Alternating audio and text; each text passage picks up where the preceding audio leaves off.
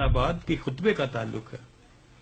آپ اس بات پر بھی غور کریں، یہ پاکستان کس نے بنایا؟ میں تو کہتا ہوں ہندوؤں نے بنایا ہے.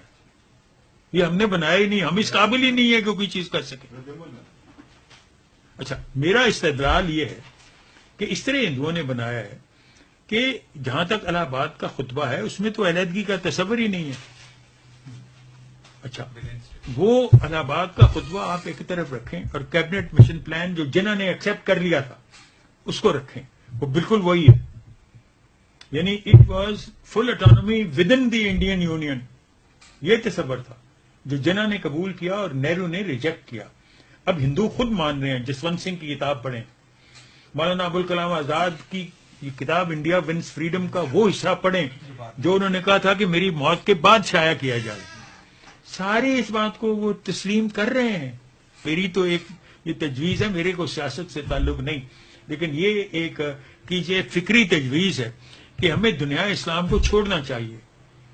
دے should proceed with their own future. ہمارے ساتھ ان کی کہیں بھی مطابقت نہیں ہے. ہمیں اپنے ریجن میں کم از کم اگر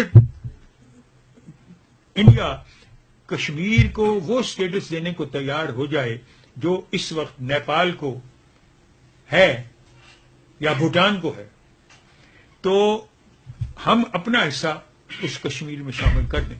لیٹ کشمیر بھی انڈیپینڈنٹ اسٹیٹ، اور وہ انڈیپینڈنس اسی طرح کی ہو جیسے نیپال کو انہوں نے ایکسپٹ کیا ہے، جیسے بھوٹان کو ایکسپٹ کیا ہے.